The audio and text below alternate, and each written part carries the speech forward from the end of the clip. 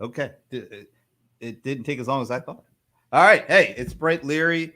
It's the first live stream of the week. You know this is the BBC. You know it's not the dudes over in London. It's right here at Stockbridge, Brent Broadcasting Channel here. And this is a special a few good minutes because it's not just a few good minutes. It's a few good minutes today. But then there's a carryover, or as we like to say, a crossover tomorrow with Enterprise Hits and Misses, which is Nice. hosted by the one and only Jon Reed, who is joining me right now. What's up, man? Yeah, this is going to be good. We are really going to break both of our shows, which is cool. I was just reading over some of the history of crossovers in TV. Some of them were really bad. I told you about the Ally McBeal practice one. God. We gotta be careful, or we're gonna wind up there. No, but we're not doing that, man. We're the last thing we will do is wind up there. But let's give them the impetus, or at least the reason why we wanted to do crossover, because there's the right crossover, and this is how it kind of went. See Wednesday, two great shows together in an unprecedented television event. Law and Order and Homicide on a case straight from today's headlines. Nerve gas in crowded subways.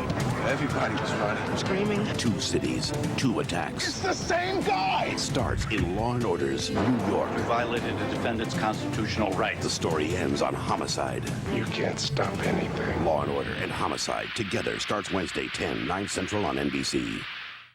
See, that's the way. That's what got us going, because Law and Order, Homicide, Lenny Briscoe, Frank Pym.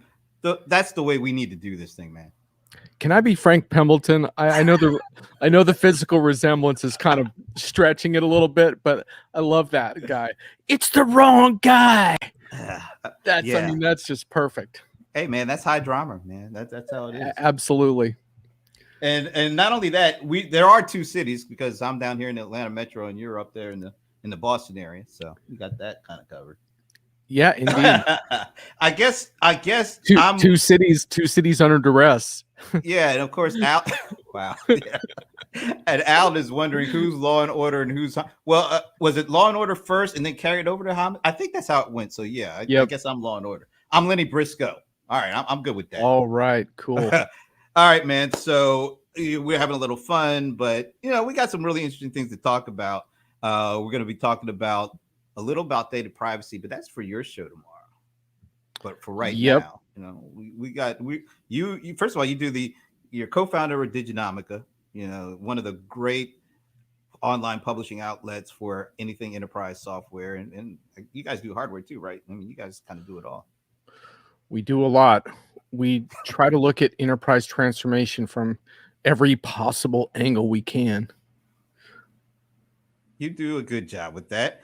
But the thing that I really like about what you do is sometimes the stuff that happens is great, works out, the way it's planned, or even better in some instances. Sometimes it doesn't, man. So I love the enterprise hits and misses thing. Yeah, man. I mean, it's every week there's some hard stuff to talk about as well. And I'm basically trying to do both. The thing is that unfortunately, we don't like to learn from our mistakes in this industry, but we have to. And we also have to laugh a little bit. So I'm basically right now I'm plugging our show on LinkedIn. Then I'm going to log off of LinkedIn, because if you're hearing that ping, that's probably from my side, which is really annoying. Yeah, I wasn't gonna say anything. Yeah. No, this ping's gonna go away. Let me get off of LinkedIn. So the whole idea is call attention to the hard stuff, but also have a little bit of fun along the way. I don't think we do a very good job of humorizing the enterprise, but basically sometimes if you don't laugh, you'll cry. So, so it's my chance to do kind of a weekly roundup, and then I thought, it'd be really cool to kind of try to capture that vibe in video, and so that's actually kind of came to you for that, to get some advice on how to pull this off on LinkedIn Live and stuff. So far it's gone pretty good. So thanks. You created a monster. Well, you know what? We better shout out Sandy Lowe from Zoho, because first of all, it's not that we would need to give her the credit. She's already taken the credit for putting us together. So anything that happens, if it's a hit or if it's a miss, we could just throw it off on her at this point. So, just saying. Yep. If you don't like this show, blame Sandy. She already said this is hers. So, all right. Now I know one thing that you really got deep into, especially over the past 15, 16 months, is the whole virtual event scene. And let's face it, we had to go virtual. Companies had to go virtual because nobody could go out for a while, and they had to figure out a way to stay connected and still get their messages and stuff across. And so all these events over the last year and a half or so, the most part have been virtual events. Now you're starting to see with the pandemic and kind of seeing the light at the end of the tunnel. You're starting to see maybe they're called hybrid events, where a small portion of folks are actually at a live event, but it's transmitted to a broader audience virtually. You said yourself that you're about to take your first trip since this whole thing came out next week. So give us a state of how well these companies have done putting on these virtual events, and where are the misses? What have been some of the things that they haven't gotten right? Oh my goodness. I did a whole series on this, Art of Virtual Events, on Diginomic. I actually posted a link in our private chat if we could share it at some point socially. But unfortunately, we have not done a very good job with our virtual events whatsoever. And I'm disappointed about it because I feel there's a lot of lost possibilities that were never tried. I have some ideas behind this, and I know probably some of my comments are going to tick people off, and event organizers are going to say, oh, events are hard, and they are hard. But I do want to say one thing, which is I am a creative event designer, and I have put on events for a long time. So I have taken a lot of chances on the ground with events and done a bunch of stuff that I've never seen vendors do, such as unconference days, which is almost unheard of in an enterprise setting. It's not unheard of in like geeky settings, which I also frequent to learn from the geeks. So anyway, I've learned the hard way, and so I feel like I have some ability to criticize here.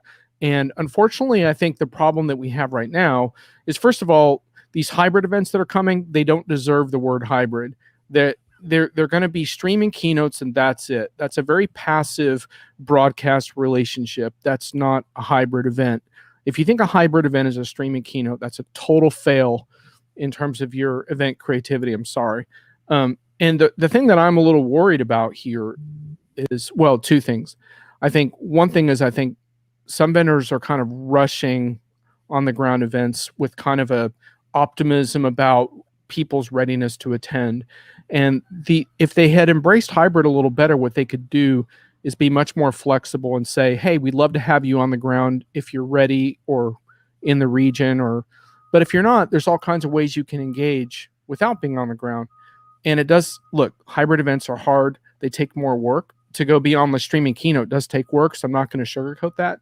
But what if you can do it? It gives you a lot more flexibility in terms of the kind of events you can have. And if for some reason you do get concerned about, say, a coronavirus variant that we're a little worried about later in the fall or something, then you can scale back and go to your online. It gives you a little more flexibility around like how you want to do it, or if your numbers are down, you can scale back the event and do more virtual. So I think the problem that we're running into right now is that virtual events are hard. Vendors struggle with them. And so they thought, well, I can't wait to get back to on the ground because that's so much better. That's my comfort zone. But the problem was that on the ground events weren't very good either.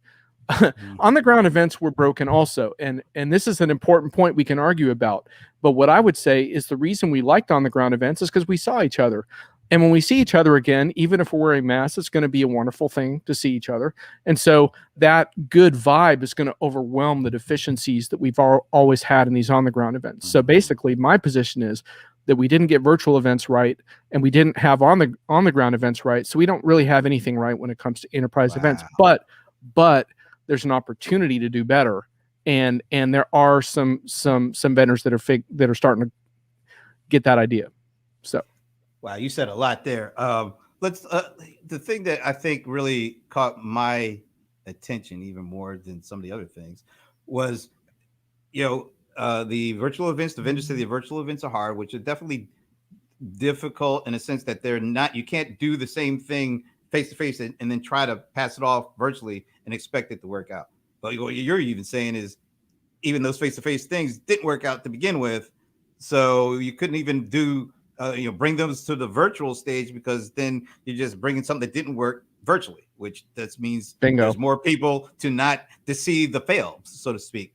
But then the thing that really got me is they're rushing to get back to the face-to-face events because even though, there may be some fails, at least they're comfortable with those familiar fails. And they're anticipating that we're so happy to get back and be able to see each other, whether we're wearing a mask or not, that we'll be more likely to overlook the fails from the previous, pre-COVID event experience. We'll just be so happy to get back that we will overlook that. And so that's part of the reason that they want to get these things going quicker. Yep. You got it. That's a whole host of problems. We could probably spend more than a few good minutes unpacking all of that.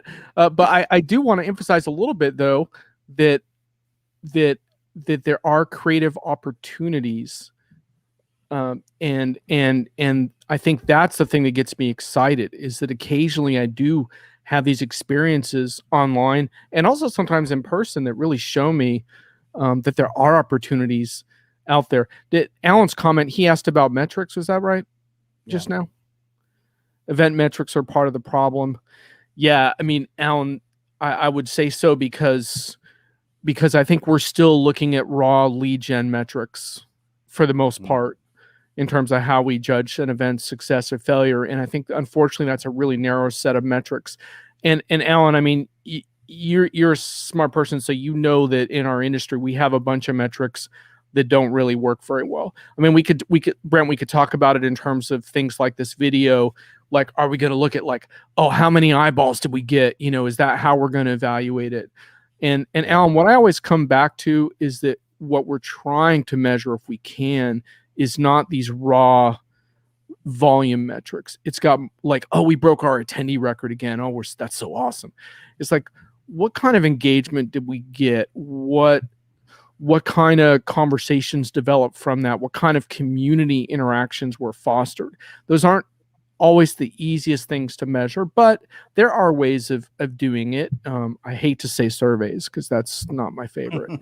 but the point being, like, I don't know about you, Brent, but when I think about what was a successful video show for me, I think about the caliber of the conversation around it.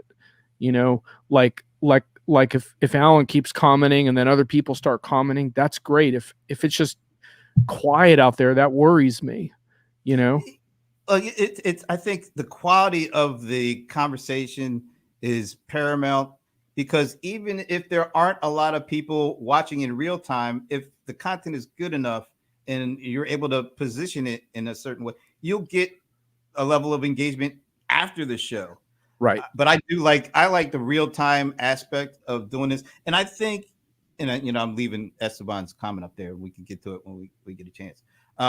But as he hates to answer a question with a question, but I think the thing that was missed on the most when it comes to these virtual events is enticing real-time engagement, embracing real-time engagement. A lot of times, these events are very scripted, and there is a very big hesitancy to break from the script and bring in that real-time opportunity. And I understand, our attention spans are short. You can't, I think the good things that have been the case is 2.5 hour keynotes have been compressed into, I've seen them as little as 30 minutes, 15 minutes. I think that's a smart move when you're talking virtual because there's so many different things going on and people. I've got 5 screens. I'm sure you got about at least that. And if it's not keeping our attention, it's too easy to transfer our attention to other stuff. So I have seen some adjustments, but I think the one thing that's really been missing is I think they look at the attendee as a spectator and they don't allow them to be more of a participant in some form or fashion. I think that's been one of the biggest misses when it comes to these virtual events. Totally. I'll give a good example of a way to combat that in a sec. Esteban thing saying, what are the goals of the event? I think Esteban nailed it there, because I would argue that most vendors who put on events, their goals are branding, messaging, and lead gen. And that's why these events fall flat. Is it in that order though? It feels like hard to say. They might fight over the order, but what we end up with are these broadcasting events. Yeah, and vendors do fear real-time engagement and user-generated content. Of course they do. But you can spend your whole life running around worrying about compliance and legality and stuff like that, or you can take a brave break from that. And obviously you have to think about those things, but that's what good event moderation is all about, is anticipating that stuff. The same thing comes up in online communities, and we figured out how to handle that to some extent. Now, so let me just give one example, like the event producers that did Web Summit and Collision, which became these huge online conferences. And what I think one of the missed opportunities is you don't have to reinvent the entire event. They still had a bunch of broadcast sessions and stuff like that, but they created pockets of creative engagement. And so I think that's one thing that event planners can start to do, is to figure out, hey, can we create some pockets of engagement that are manageable for us? Like, so instead of having a totally hybrid event, maybe you have a real live stream in one part of the venue. And that's the place where the live stream is happening all day long, for example. So instead of live streaming everything, which could get crazy, you figure out, how can we live stream certain sessions? In the case of Web Summit, they did something amazing for media. What they did was they created these media-led panels where I could go and meet people like yourself, but people around the world internationally, journalists, and we would have these conversations online about things like monetization and advertising, or the issue of free speech versus community moderation. I'm talking with people, someone's in Spain, someone's in Brazil, and these working journalists all around the world. I might not even have experienced that in a real-time event, but I did online. And it just took a bit of creativity on their part to come up with this. And the thing is that online, it creates a great format for that. All you have to do is do it. And that's what's been so frustrating to me, is how few vendors have taken that chance and say, well, we may not be able to create that for all participants, and maybe all participants don't want it, but we could do it for VIPs. We could do it for people who want to pay extra and maybe have that engagement. I've seen that work. There are ways to do it that are super cool. I can give more examples, but now one of the things that we've run across, we being CRM players, being and Paul Greenberg, we started doing some experimenting stuff around, using these live stream platforms. And one of the things that we experimented around was doing simulcast of virtual events, like keynotes at some of the big conferences, where we're able watch party, basically, right? Basically a watch party. We stream it in, Yep. and then we're on screen, and we're like, saying our initial thoughts, and we have, the people commenting, and we're sharing the comments. And some organizations welcome it. Some organizations like, and I just don't want to point out, the positive or negative ones. I'm just going to just say what it. Yeah. But one of the things that we found is that the folks who understand the value that creates in terms of real-time feedback, sometimes it's going to be positive, sometimes it's not going to be positive, but it's real. And some of them or say, hey, we'd love to participate in some way. Can we offer up, something? And we said, yeah, we can have your an executive come on and kind of do a post game interview kind of thing, which is great. The others are like, we can't we can't control the things to get at. Yeah, sorry. I think the ones who have gain the most are the ones who are brave enough to hear what's going on, hear what people think. Yeah, you might have some folks who have axes to grind, but you can also see if there's like 100 people on, and there's only a couple of folks who are really outside of what's happening, then you can kind of dismiss that and go with the actual the big consensus of what's going on. And I think the ones who do that, they stand a chance not only to gain a better insight of what to do next, but also embrace what's going to be happening, because you can't control the message. You can just put what you want out there, and then you're going to have to live with whatever the reaction is. You got to get used to that, and if you try to avoid that, you really you do everybody a disservice in that regard. Totally. And I think it's great. I mean, you and Paul in some various combinations have done some of the most interesting stuff in the last year as far as experimenting with, hey, what can we do with this format? And can we, and to me, part of what you did there that was exciting was sort of creating this sort of feeling of a cultural event. And you think about it from an in-person perspective in our industry where Dreamforce is sort of the gold standard as far as like the event I don't want to miss every year because it's a cultural event in our industry, right? And so other event organizers have kind of aspired to that. And there's other vendors, I think, that have come closer. I don't want to single them all out, but there's others but that's sort of the obvious, crazy, over the top one. Well, we don't have a single vendor that's accomplished that online, where it's like, oh my God, I got to be at their online event because it's a cultural event. You know how it goes. It's like, oh, I'll catch the stream on replay, and I think you guys are doing a great service by saying, hey, let's have a watch party and let's inject some live jugular immediacy into what's happening, because that's what's missing from these events, is that sense of, oh wow, this is sort of a cultural event. I want to be a part of it in some way. What was Alan saying there? I missed Alan's comment. Let's put that up there again. If you have a strong corporate, see, there's a bit of a joke there because Alan is Mr. Corporate Narrative, so everything comes back to the corporate narrative with Alan. So, yeah. Yeah, absolutely. Well, and also, look, I mean, online you're going to have more what I would call trolls, and trolls just have to be booted out. I mean, there's a troll management thing. But as far as critics are your friend. I mean, yeah. Do you really want a bunch of people blowing smoke, or do you want someone saying, well, this is what you have to fix? Because I don't know about you, I'd rather hear about what I have to fix. Absolutely, because if you don't hear that, you keep making the same mistake every virtual event you do, or any event, because this doesn't have anything to do with virtual. It's just that I think the main thing is you do a face-to-face live event, you can ask for a feedback and you get the feedback directly. The feedback is not seen by everybody. With these virtually streamed kind of things that like we did with our watch party, the comments are out there, and the good ones are out there, the bad ones are out there, and the stupid ones are out there too. You can ignore the stupid ones. As a matter of fact, one thing that did happen at one of our live streams was that somebody went below the belt. It's just really a comment was just off the wall, didn't make any sense. The community of folks that were watching the live stream cut them off. The vendor didn't have to do anything.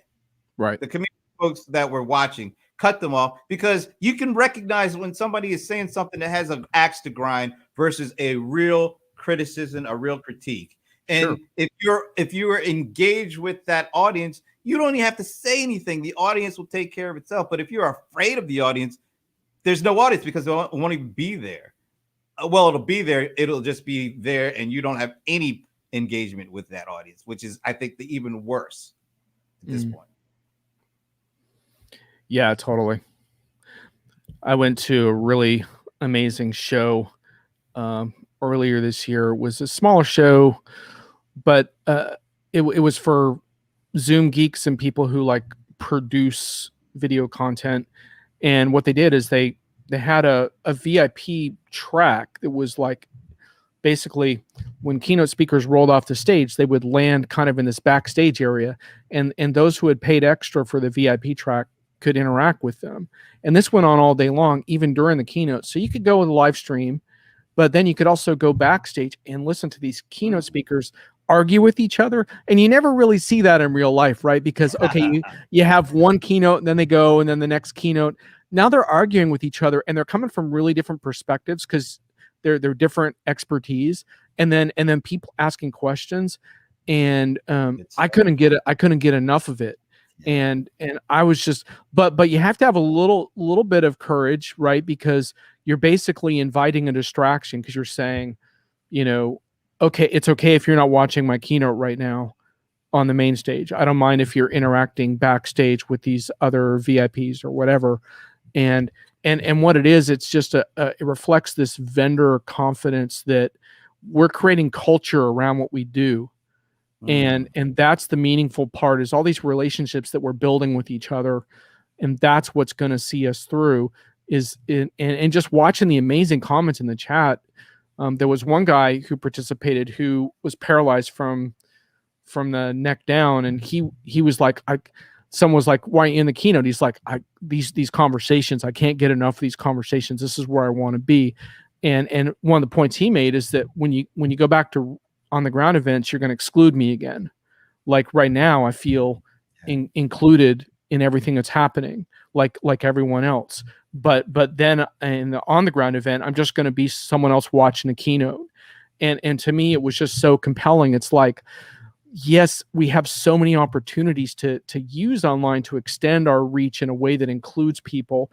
But it's just like return to work. It's like, how do we make sure that people who aren't there feel like they still have a voice when the rest of the people are back? And I think that's one of the really tricky parts here. So we have a lot to figure out. Well, you said you're traveling. I am. For Vegas, the first time baby. next week. The Vegas. Oh man, it's Vegas again. All right.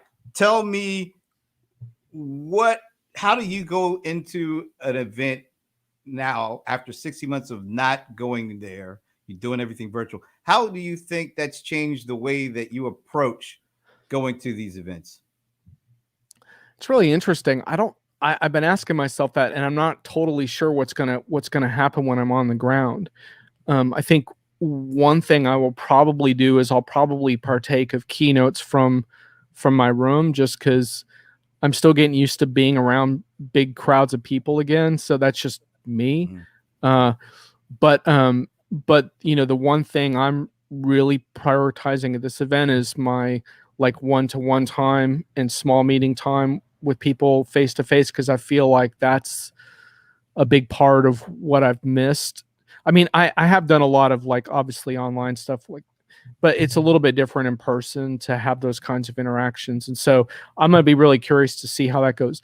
Now, what I'm a little bit unresolved about is the social part, like how much I'll socialize outside of the thing. Cause I used to be I was the evening party dog guy, because not because I wanted to party at an event, but because I knew that drunk customers were going to give me the information I really wanted about vendor. And, look, if you want to hear the real story about how customers feel, you should show up after hours and stuff.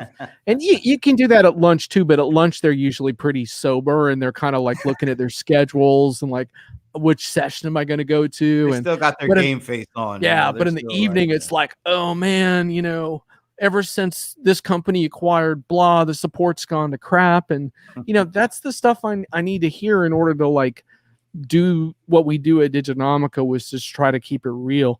And so I'm not so totally sure about some of that stuff yet. And what I've told myself is like, I'm just going to take it, day by day. And I kind of told the event organizers, like, I'm not sure what to expect of me. I'll be at all the meetings that you book me in, but I haven't done this in a long time. And I'm just kind of being open about the fact that, like, perhaps some of that's in my head, but I'm going to have to feel my way through this again. I'm not sure, Well, how do you think the vendor has changed their approach? Have you noticed anything different, how they're going about communicating and setting this up compared to pre-pandemic? Not really. This feels a little bit more like, well, we're so glad to be back together again. And I'm not really sure how many lessons have really been learned. I'll have to report back once I go and see. This particular vendor didn't do much with the virtual stuff at all, and didn't really experiment with the format and what it could do. So, this is kind of like, oh, we got to get back in person. And like I told you before, I have a lot of questions and concerns about that mentality.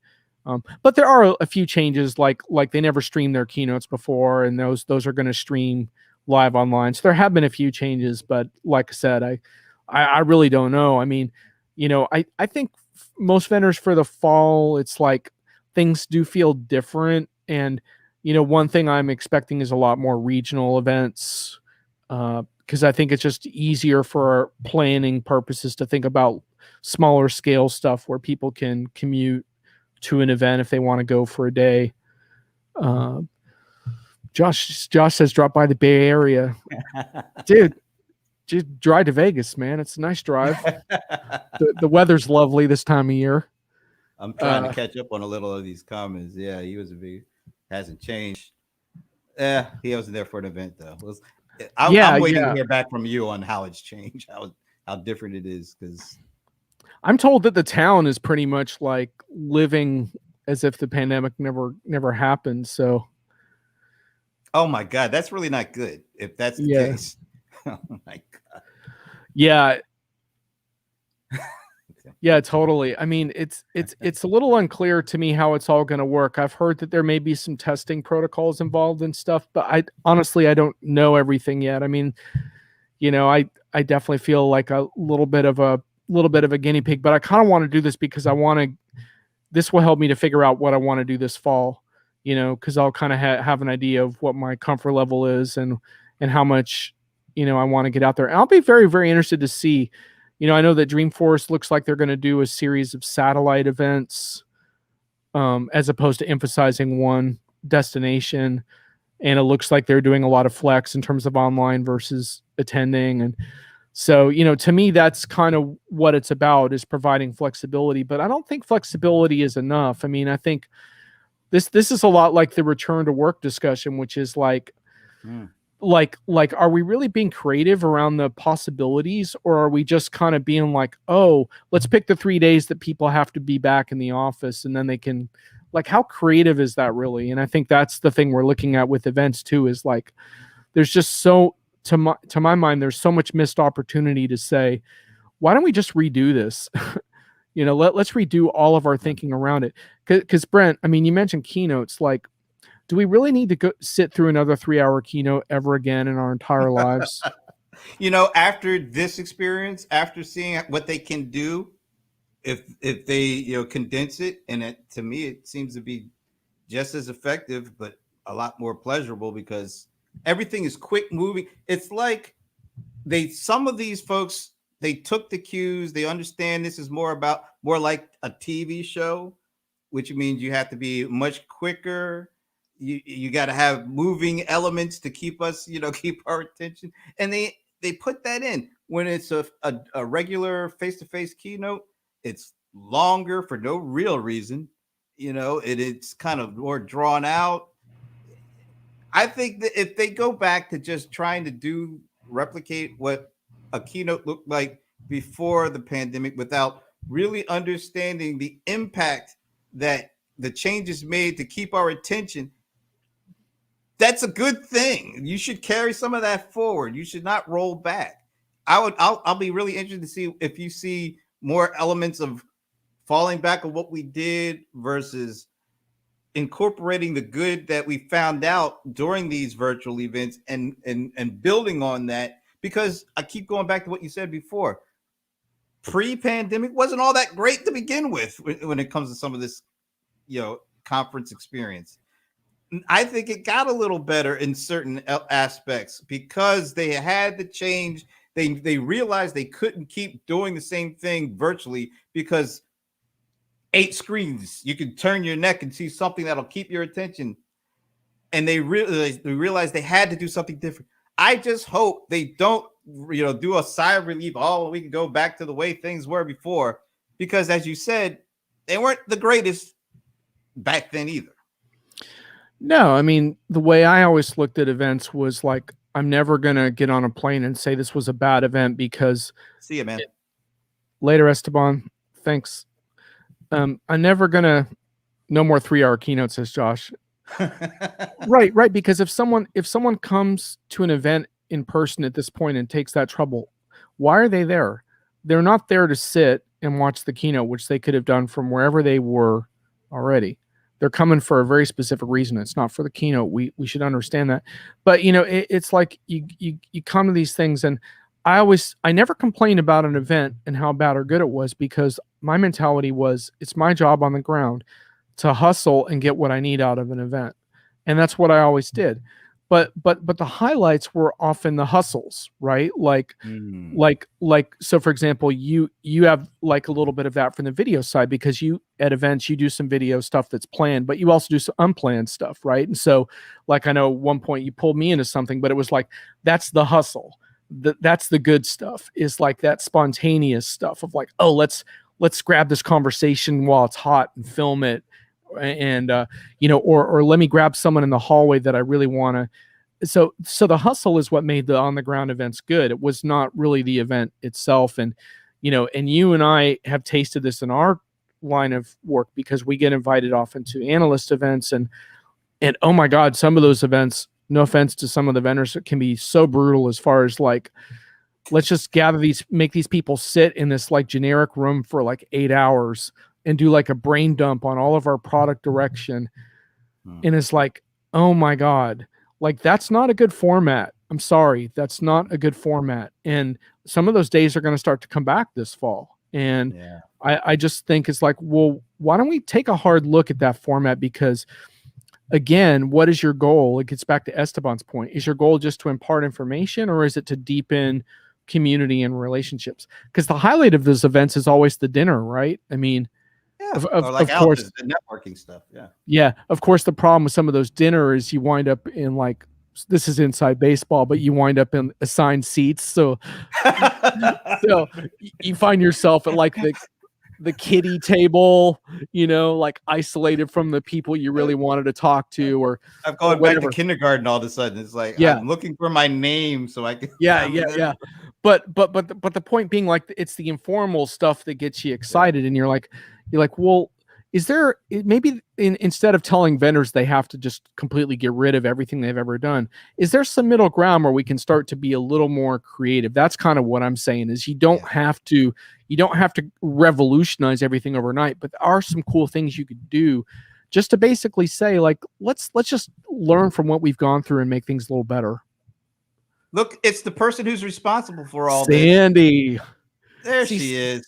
Sandy actually, I give her a lot of credit. She pushed the envelope at a Zoho event based on an online event based on a bunch of crazy ideas. And I thought it was wonderful. I had a great time. It was one of the best analyst events of the entire year. And she took some real chances. One of the really cool things was like, all the information available ahead of time. And so it was a focus on interaction. So they didn't spend like 20 of the 30 minutes during the discussions briefing us on everything. They were able to kind of just give a 5-minute overview and then open it up to discussion. It was so great. So Sandy for the win. What did Josh say there? Oh, what was his previous, his long comment? He wrote a book there. My main takeaway from the shift to online: I don't want to get on a plane to go sit in a room and take dictation while execs speak at me about what they want me to hear. I can do that at my desk. Actually, don't want to do that easier. If I'm going to make that effort, I'm looking for what I need, not what the vendor thinks or hopes I need. I hope I said that the right way, Josh. I try to. Yeah, absolutely. Josh almost wrote a blog post there for us. It's awesome. All I can say is, and the congregation said, "Amen." All right, there, the Reverend absolutely. Josh, yeah, preach. You know what? One thing I really appreciated with the Zoho Day analyst event was I got a chance to actually DJ it, which is kind of cool. Oh yeah, you were spinning it. That was awesome. But the best part of it was actually seeing the dancing that the analysts were you there, weren't you? Yeah, I had my hat on. I had my cool hat on. Yeah, that's right. But I didn't see you dancing because I was so there were some folks on there doing the hula dance. I mean, I saw I was playing a song. Sandy made me play BBD Poison. That's one of her favorites. Oh, so yeah. I literally looked at there's like 20 people, each in their little Zoom square. And it looked to me like they were all dancing to different songs, although I was playing one song. But it was really interesting to see. But that was a Zoho. I do have to say that was the second DJ event for an analyst event, I did, because Salesforce had me do one a little before that. But the 20 dancing analysts in the Zoom box, that was priceless. That was Sandy does it again. That's all I can say. Oh yes, and Brian Summer. Yes, if you got to check out the video and look at Brian, because Brian was the guy who looked like he had no clue as to what was going on, why all these people were moving so weirdly, and why that song was playing. Yeah. He just looked like he had no idea what was going on. That was outside his comfort zone, but it's beautiful. It's beautiful. I know I was trying to like request you to play a Prince song, and I was like, "Where's my Prince?" That would have been awesome, but it would have been. But see, once I pull out a Prince song, I can't just stop at one, man. So I gotta. Yeah, we would have gone deep into the back catalog. we would have been like hitting Erotic City. Yeah. Oh, look, Sandy wants the link. I will re-find the link. It's on. I know I posted it on LinkedIn. I will find it and I will make sure, because every analyst must see this, especially if you were in that, because you were doing some serious dancing there. All right. Should we do a teaser for the crossover thing? Yes, because this is just part one. This is the Law and Order part. Yeah. of the crossover. Tomorrow we're going on Jon's show, and I'll be a guest on his show, and we're going to be talking a little bit about data privacy, and to kind of kick things off so that we can leave you kind of in suspense, so that you can actually come over and actually see what we talk about tomorrow. Here is just a little taste of privacy, kind of what we're going to be talking about. Twitter was just saying no ads for $10 a month. Does that mean I'm not getting tracked for $10 a month, or does that just mean I'm not seeing ads in my timeline for $10 a month? Right? That is what are you trust. paying for at that point? That's a very good point. That is the trust factor. Take something like Gmail. Gmail, your paid version, business version doesn't get ads. Doesn't mean that you're not being tracked. So there is the duality here. You on one side you want to make money in a certain way, on the other side you want to offer trust. These two are not separate. These has to be together. So trust is something you build to a brand by doing and believing in something. And that belief is the critical. So customers are not going to trust. And even today, I don't know if some of the business data is being sold, or even though when I'm paying, it is likely that my assumption is that they are tracking all that information and using it for some other purpose. They may not be doing it, but that is part of the previous point I was making, where trust is at an all-time low. So businesses have to make this decision, maybe saying, hey, we're going to take this seriously and we're going to get out of this tracking business, and they have to make it explicit. All right. How'd you like that theme music too, by the way? Did you like the little theme music in the background? Spiff. Kind of set the stage, because so I partner with Zoho on a data privacy thing, and then we're just constantly talking about it because the issue is not going away. It's getting bigger and bigger, and so that's what we're going to be talking about on all right. Do you have an official name? Is it called Enterprise Hits or Misses? It's called it's technically it's Enterprise Hits and Misses Radio, which is kind of weird because it's a video show. But yeah, it's Hits and Misses Radio. But yeah, it's going to be good. I mean, I want to talk about this with you for a few different reasons. I recently crashed a big vendor event that had like big people in it, like Zoom executive, Salesforce leadership. And I pressed the question of, these remote working tools are really powerful, but they're tracking employees. They're creating all this digital exhaust. And I was looking for a commitment from vendors. Do you challenge your customers on the appropriate use of that data? And and are you using that data to surveil your own employees? That's just one part of this whole privacy thing. But I want to ask you, because what was interesting was that it created a lot of awkwardness when I asked that question. And but I think it is important, and I think like what you raised in that clip is super interesting, which we can get into tomorrow, which is like, do businesses even realize the implications of some of the services they're using, and how third-party services are making money off of them, and what does that mean to their commitment to their customers? And so you've done a whole study on this.